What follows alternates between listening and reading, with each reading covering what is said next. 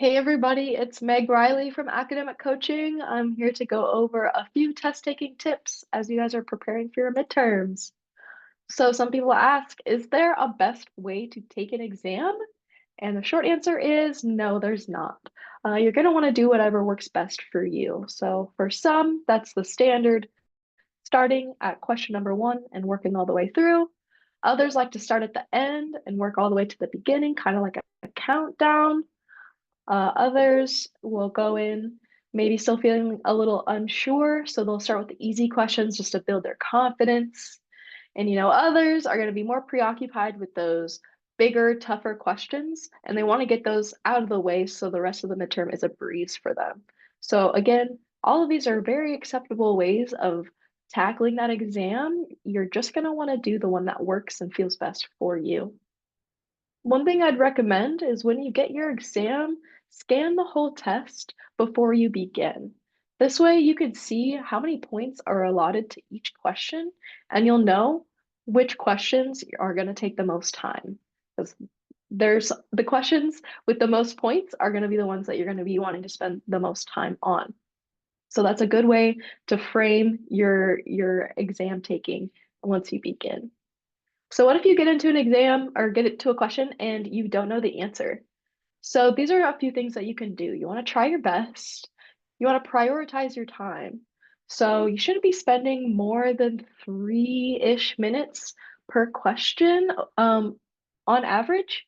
And so if you're feeling like it's taking longer than that, you should be circling that question and coming back to it at a later time. That way you don't fall too far behind. And also sometimes all you need is to just circle it and as you're continuing your exam, sometimes the gears will start working and it'll jog your memory and you'll be able to answer that question once you revisit again. So you can circle and come back. You can also underline key terms that you think are important just to try to like break down that question a little bit more. And always complete as much as you can before you get stuck. Always show your work, put all of what you can, all of your thoughts onto that page. That way you can be getting partial credit points as well. So maybe ultimately you never find the answer, but you shouldn't always be showing your work to the point where you get stuck. You can also be drawing out or diagramming the information provided in the question. So maybe having a visual and actually being able to see what the question is through the diagram will help you better tackle that question. Things that you should not do, don't panic. You want to stay calm when you're taking an exam. The worst thing to do is stress out even more. Don't leave a question blank. Again, always try to put something down. That way you can be getting those partial credit points. And make sure you're not spending all your time on one question. Again, you need to be prioritizing your time. So, what's really important in an exam? You need to be reading and understanding the entire question. And if it's still kind of confusing to you, try to break down the question into your own words. That way you can better understand it.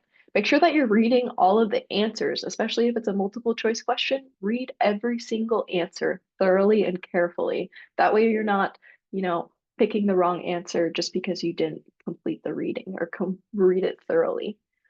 Focus on your test, not your classmates. So there are students that get done way faster than you could possibly imagine. That has nothing to do with your grade, your exam. Focus on what you can do and how you can get a good grade on your own exam. And always, always, if there's time at the end, review your answers. Sometimes when we're a little bit nervous and we're going through the exam the first time, we don't read as much as thoroughly as we should. And so if you're able to, at the end of your exam, to review your answers again, just to make sure you got them all right, you're really going to increase your chances of picking and having the right answers. So that was a very brief run through. These are my upcoming drop-in sessions.